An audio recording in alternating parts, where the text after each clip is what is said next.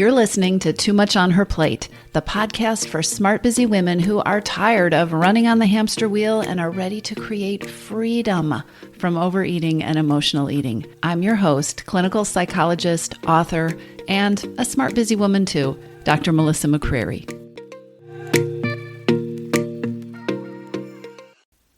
Hello, everybody. Today, I want to talk with you about something you can do to see better results and how doing this thing and seeing better results will affect your momentum and your motivation. But first, I have a story to tell you about, well, it's just a fun little fact about me. When I go for a run, which is most mornings, in the spring and the summer, I do this thing where I count bunnies. Bunnies, like bunny rabbits. So I go on my run, or sometimes it's a walk, and as I'm out, I have this little project in my head of keeping track of how many bunnies I see. And in the spring and in the summer, there tend to be a lot of rabbits around in the area where I go for my runs. So I'm running and I'm looking for rabbits, and I am counting them as I go along. Here's the thing about counting rabbits. And by the way, my record for one run was 33 rabbits, and that was last summer, and I've been trying really hard to beat it this summer, and I've made it to 31. But you have to remember something if you want to count rabbits. You have to remember that you're counting rabbits. So I can go out for a run, and I will decide I'm going to count rabbits, and today I'm going to see 33 rabbits. And then I forget. I get distracted, or my run starts to feel hard, or I'm thinking about like the podcast episode I want to record in my head, and I forget to look for the rabbits. And here's the thing about rabbits. They're actually very good at camouflaging themselves. They actually blend right into the environment. And if you're not looking for them, you don't see them. So when I forget that I'm counting the bunnies, I will go for a mile or two and I won't see a rabbit until one of those absent-minded rabbits just skitters out across the road in front of me. If you don't look for them, you aren't going to see them. When I look for them, they are literally everywhere. When I have been running and I get distracted and I forget, and then I remember, oh, I forgot I was counting rabbits, and I start looking again, I will almost instantly see a rabbit. And then when I start looking, there's probably one or two other rabbits in the yard with that rabbit that I noticed because I thought, oh yeah, I'm counting the bunnies, right? So what does this have to do with overeating? And what does this have to do with momentum? And what does this have to do with better results? Well, as you know, we see what we're looking for. We see the things, and we tend to see more of the things that we are focusing on. So if you're thinking about getting pregnant, suddenly there are pregnant women everywhere. It seems like you see them around every corner. Or if you are car shopping and there's a certain kind of car that you're interested in, all of a sudden you notice all of them on the road, right? We've all had that experience. We tend to see what it is that we are looking for. And there's more. We live inside our beautiful human body that is designed to protect us. We've evolved to survive, and our brain tries to help us with that by keeping us out of danger. And one of the ways that our brain protects us is to being on the lookout, being alert, being vigilant for bad things that could happen to us, signs of danger. So we have these wonderful systems in our brain that allow us to be really efficient when we get scared or afraid or something bad happens, right? We jump into action without even thinking first. Our whole nervous system is wired that way. And in those times when we had the danger of needing to be safe from wild animals and predators, it was good to have a brain that could quickly go on high alert and that was always scanning for dangers. But we live in a different kind of world right now. And the dangers that our brain tends to pay attention to are of a whole different sort, right? They're not life or death kind of dangers. The kind of danger, in air quotes, that we tend to face now is more along the lines of feeling disappointed or failing or having somebody get angry with us, having something not go well. And still, we have this kind of wiring. It's in our neurobiology. So our brain tends to try to protect us by focusing on the negative. Our brain is a better collector of negative experiences or a better collector of things that could be going better or might go wrong or that we haven't done, then our brain is better at those at noticing and collecting those things than our brain is at collecting positive experiences, right? So in ancient times, if you were going through the forest, your brain would be much better wired to respond to the bear than to the beautiful field of daisies. There's a psychologist named Rick Hansen who studies the neuroscience of happiness, and he sums it up really beautifully. He says that your brain is Velcro for the bad and Teflon for the good. So negative experiences, negative thoughts, fears, things that make you anxious, all those things, our brain latches onto those. Our brain takes those in and tends to focus on those and pay attention to those. Whereas positive experiences, happy experiences, successful experiences, wins that you have had, even accomplishments, our brain kind of has a Teflon coating when it comes to those things, because when you think from an evolutionary perspective, in terms of protecting us or keeping us safe, those things aren't important. Those things just mean, all systems go, everything is working, we don't have to work harder.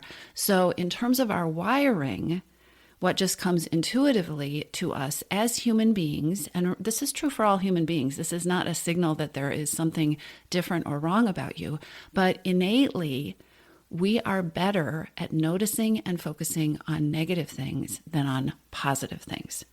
So why does a psychologist who studies the neurobiology of happiness focus on this?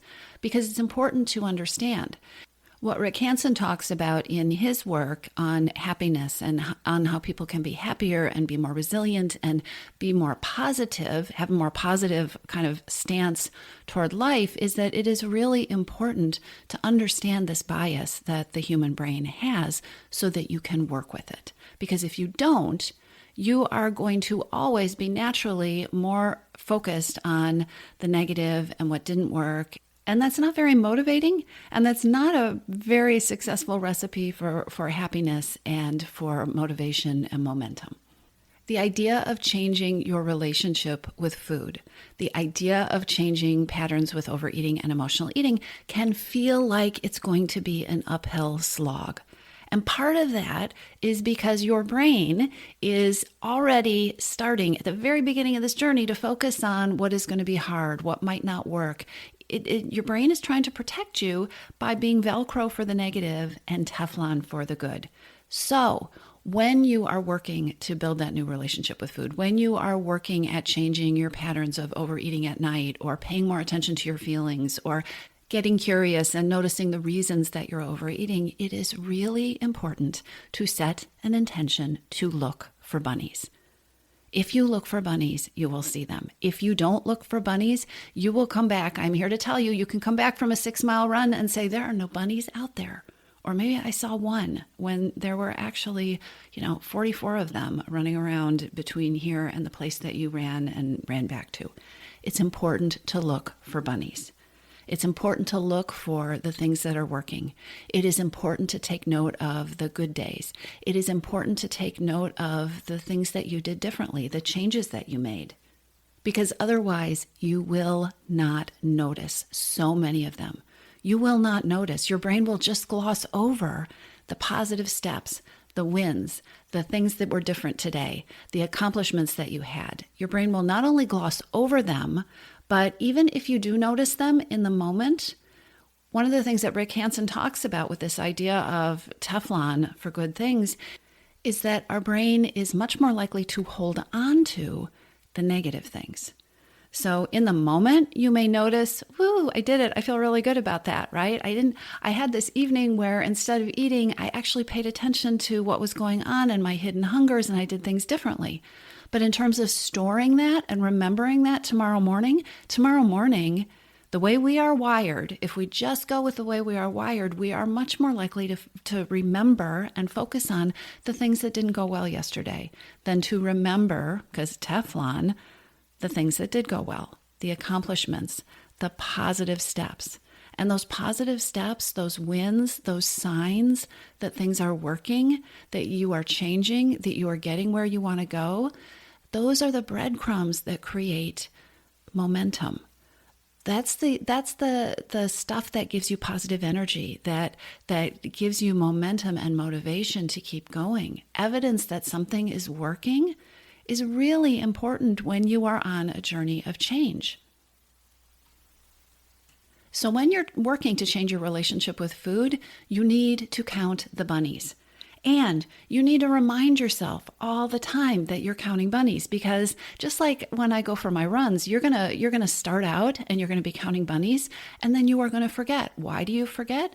Because you get distracted, because life happens, and because your brain is hardwired to be Velcro for the bad and Teflon for the good. Not that there's anything wrong with you. You are simply a human being. And I'm going to keep repeating that because your brain tends to tell you it's just all you, right? So you get to just say, oops, okay, it happened. All right, I'm counting bunnies. What does that mean for you with overeating and emotional eating? It means that it is really important to have a practice of tracking what's going well. I think the easiest way to do this is to develop a habit of noticing at least 3 things that went well today. 3 things that went well with your relationship with food. And I'm here to tell you, if you can't come up with 3 things, then you're thinking too big. You're being too hard on yourself. Practice, because there's 2 parts to this. One is noticing the things. One is collecting the breadcrumbs that are going to give you momentum, that are going to keep you motivated. The other is, remember our wiring in our brain, by asking that question, by forcing yourself to collect 3 things that went well today, you are working that muscle. You are training your brain to notice the positive, to take in the positive, and to remember the positive. So it's strengthening a muscle, a neurological muscle that we don't tend to use, that we don't use intuitively. By using it, you can strengthen it, and you can become better and better at noticing the wins, noticing what went well, creating a little more stickiness, a little more Velcro-ness on that part of your brain that notices and retains the good things that the accomplishments, the wins, the successes. The practice of taking notice of what went well and literally writing it down. I really recommend that you don't just do this in your head, but literally writing it down, often by hand, is really powerful. So I'll give you another example. When I work with clients one-on-one, when I'm doing individual coaching with a client, one of the things I have them do is fill out an update form that they send me before each of our sessions. And so they'll email me this form that brings me up to date about what has happened. I can't tell you how many times this update form starts with a sentence that is negative. So often I will get an update form and the first sentence will be something like, "It was a really hard week," or "I really struggled this week," or "I had some very difficult days this week." And then I read through the remaining answers to the 3 or 4 other questions that are on the form that ask about more specifics about what happened this week. And as I'm reading, and as these questions are getting my client to focus on what really happened this week, I'll start to see some, well, I did this and this happened, but then I was able to transform it by doing this, or I found myself in the kitchen and I was about to get something to eat and then I stopped and I thought, I'm not really hungry. And so I went outside and I sat on the deck for a minute, or, we'll go through this update. And what is not unusual at all is that the first line of the form will be, "This was a really hard week," or "I don't feel really good about this week." And the last line of the form, and this is so common, will be something like, "Now that I am reading what I'm writing here, I'm realizing that I really accomplished some important things this week." Or, "Now that I have gone through this update, I'm seeing that I forgot about a lot of a lot of the positive things that happened this week, and I actually feel pretty good about my week." I'm not kidding. This happens a lot. And so often my clients will get on Zoom or Skype or on the phone and will be laughing about how much our brain works against us. Even when things are going really, really well, our tendency is to be Velcro for all the stuff that didn't happen and let that other stuff slide by. And that is one of the reasons I have my clients update me every week, because it helps to collect some of that stuff and really bring home some of that good stuff that probably also happened to you this week that you've already forgotten about. So count your bunnies. Start a practice of noticing, writing down, collecting 3 things that went well with the changes that you're working to make every single day. And remember, if you can't see them, really question whether you are being too hard on yourself, whether you're thinking too big, whether you are discounting, making them tough, acting like Teflon for the little things, because little wins grow into big ones. Little wins are sometimes the most important changes that you will make when you are working to change your relationship with food. There are a few other bonus benefits to counting bunnies, at least for me. So when I set the intention that I'm going to count bunnies, guess what? I see more bunnies. I see lots of bunnies. I notice that there are bunnies everywhere. And remember, if I decide not to count the bunnies, I will swear to you there weren't any out today. I don't know where they all were. Yesterday there were 30. There are no bunnies out there today. They're all in hiding, right? So when I set the intention to see the bunnies, or to see the positive things, or to see the things that are working, that are changing, that are growing in my relationship with food, I'm going to see more of them. I'm going to notice them. They're already out there. Just like the bunnies on my run, they're in plain sight. They're just sitting there waiting for us to notice them while our brain is busy focusing on something else, unless we set the intention. When I set the intention to look for bunnies, not only do I see more bunnies, but I start seeing possible bunnies. So when I'm tracking for bunnies, when I'm running down the street looking for a bunny, I'll see something that I'm like, wait, is that a bunny? And maybe it's not. Maybe it's a squirrel. Maybe it's like a branch that looks like a bunny. Maybe it's a rustling in the bushes that sounds like it's a bunny about to come out, and then a bird flies out, right? But all of a sudden, my brain is focused on looking for the bunnies. That's what happens. So if you set an intention to look for wins, to look for signs of progress, you're going to start seeing things that might be progress, that could be progress, that could turn into progress. You're going to start noticing more of the good things, which feels really good and is motivating. It's fun to notice good things happening. And that's the other thing that happens when I go out for a run and I have decided that I'm going to count bunnies. And when I remember to be counting the bunnies, and then when I pull myself back and say, oh yeah, I forgot, I'm counting the bunnies again. But when I'm in the counting bunnies zone, I see more bunnies. I see things that might be bunnies. And I also see more really cool things that I would have completely missed if I had not been scanning my surroundings for the bunnies. So, I saw 3 deer yesterday. Today, I saw a couple of hummingbirds. Sometimes I see bald eagles, or I see a coyote. When we just leave our brain alone to do what our brain normally does, our brain is usually distracted, or it is scanning for danger, and it is looking for the negative things, and it is completely missing the stuff that could delight you, that could add joy to your life, that could nourish you in ways that food never will, and that could help you see the progress that you're making, the good work that you're doing, and the momentum that you are actually building if only you would remember to count the bunnies. That's what I have for you today. It is easier to keep going. It is easier to have momentum. It is much more motivating, and it is much more fun if you count the bunnies. Are you ready? Are you ready to lose your overeating and emotional eating habits? Are you ready to find a relationship with food that fits you, one that's deprivation-free? Then you need to join your missing piece. Enrollment is open, and now is a perfect time to join us. Go to toomuchonherplate.com/your-missing-piece, PEACE, or click the link in the show notes to take you there.